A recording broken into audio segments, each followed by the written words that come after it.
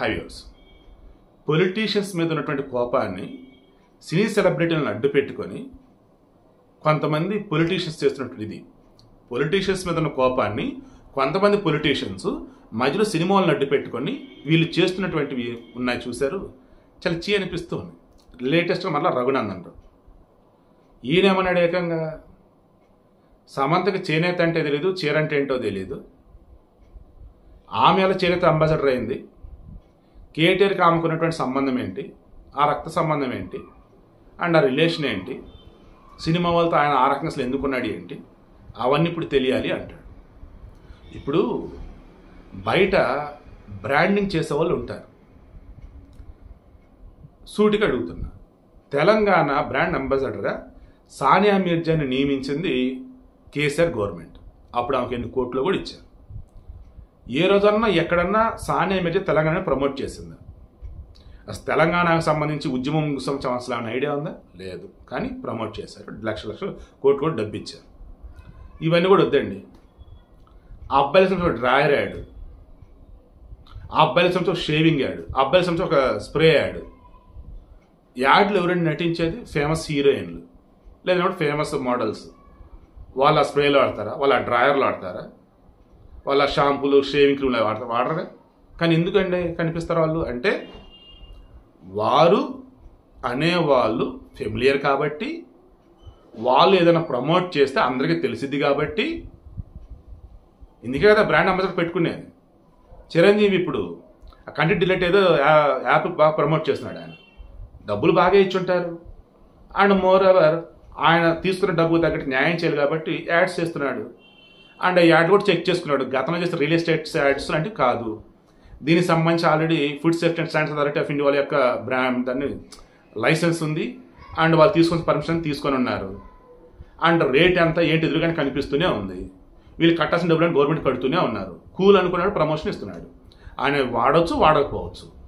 ఒకవేళ ఒకసారి వాడుండి ఓకే బాగానే ఉంది, నేను ప్రమోషన్ ఇస్తాను ప్రమోషన్ ఇస్తూ కూడా ఉండొచ్చు.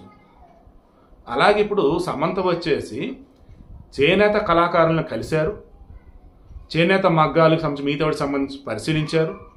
చేనేత వస్త్రాలు ఏవైతే ఉన్నాయో అవన్నీ కూడా ఈమె చక్కగా కట్టుకోవడం కావచ్చు అండ్ ఎక్కడైనా ఎగ్జిబిషన్ లాంటి జరుగుతున్నప్పుడు అక్కడికి వెళ్ళారు, చూశారు. అలా చేనేత కళాకారులకు సంబంధించి సమంత ఎన్నో సందర్భాలలో వారికి ఎంకరేజ్మెంట్ ఇవ్వండి, చేనేత వస్త్రం ధరించడం చెప్పి ప్రమోషన్ చేసింది ఆమె. అందులో తప్పేముంది? అసలు బీజేపీ రఘునందన్ రావుకి ఎందుకు తప్పుగా అనిపిస్తూ ఉంది? సరే, మొన్న కేటీఆర్ రఘునందన్ రావు సురేఖృష్ణ చేసింది ఘోరమైన తప్పు, అది నో డౌట్. అసలు అందులో అఫ్కోర్స్ కేటీఆర్ గారు చేసింది, బీఆర్ఎస్ వాళ్ళు చేశారు. ఏంటో ఇలా చేస్తారు, అదంతా మీ వాళ్ళు కదంటే మాకే సంబంధం, మా వాళ్ళు కదని కేటీఆర్ అనటం, అసలు కొన్ని ఎటకరంగా మాట్లాడటం, నో డౌట్ అది క్షమించడానికి తప్పే. మళ్ళీ హరీష్ రావు అన్నాడు, ఆడవాళ్ళు ఏ పార్టీ వాళ్ళని కావచ్చు కాక వాళ్ళ మీద ఇటువంటి చిల్లర పనులు చేయడం చాలా తప్పురా బాబు, ఇటువంటి పోస్టులు వద్దురా బాబు అని ఆయన చెప్పాడు. సో ఇప్పుడు విషయం ఏంటి, వాళ్ళు రఘునందన్ రావు కానీ సురేఖ కానీ వాళ్ళ టార్గెట్ ఏంటి? కేటీఆర్.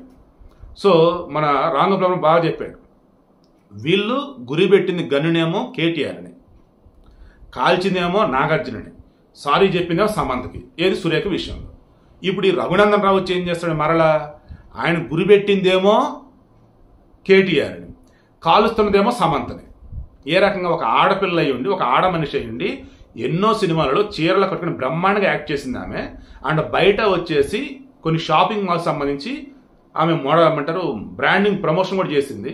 అండ్ బయట ఎన్నో యాడ్స్ కూడా చేసింది. అందులో చీర కట్టుకుంటారు కదా. ఒక ఆడ మనిషి అయ్యండి చీర తెలియదు అంటాడు ఏంటి మరి ఈయన? ఒక ఆడ మనిషి అండి చేనేత వస్త్రాలకి ఎన్నో రకాల ప్రమోట్ చేస్తుంటే ఆమెకు చేనేత అంటే తెలియదు అంటాడు ఏంటి ఈయన? అదేమంటే వీళ్ళ బంధాలు ఏంటి, వీళ్ళ రక్త సంబంధాలు ఏంటి, మరి ఏ రకంగా వీళ్ళకి ప్రమోషన్ ఇచ్చున్నారు, ఏ రకం వాళ్ళకి నియమించున్నారు సలహాదారులుగా అండ్ ఇక్కడ వచ్చేసి అంబాసిడర్గా? చెప్పాలని ఎవరు చెప్పాలి? కేటీఆర్, సమంత? లేదన్నప్పుడు ఈయన ముందు వచ్చేసి చీర కట్టుకొని సమంత చూపించాలా? చేనేత వస్త్రాలు ఏంటి, ఇదిగో ఇవి అని చెప్పేసి వచ్చి ఎక్స్ప్లెయిన్ చేయాలా? నిజంగా కొన్ని సందర్భాలలో కొంతమంది ఎలా మారుతారంటే, వారికి ఒక గట్టి దెబ్బ తగిలింది అనుకుందాం, లేదు వాళ్ళ అహం దెబ్బతింది, లేదు వాళ్ళ పరువు పెట్టి అవతల బిహేవ్ చేస్తాం అనుకుందాం. ఆ తర్వాత యువతల వాళ్ళు రియాక్ట్ అవుతారు చూశారు, అది ఊహకు అందదన్నమాట. అలా మన కొండా సురేఖ చేసింది.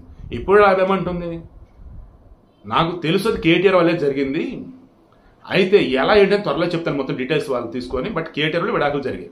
కాదు కూడదంటే సమంతం చెప్పను, నా చేతని చెప్పను, నాగని చెప్పను అంటుంది ఆమె. సో రేపు ఆల్రెడీ కోర్టులో పరువు నష్టం కేసు ఉంది కాబట్టి నాగార్జున కోర్టుకి ఏం చెప్తాడు, అండ్ ఆ తర్వాత సమంత కూడా మరల ఈ రఘునందన్ రెండు మాటల మీద ఉన్న అప్రోచ్ అయితే కోర్టుని, లేదన్నప్పుడు వదిలేసిద్దో చూద్దాం. ఎందుకంటే రఘునందన్ కూడా ఆల్రెడీ ఆయన అడ్వకేటే, ఆయన కూడా లాయరే, సో ఆయన కోర్టు రూల్స్ అవన్నీ బాగానే తెలుసు.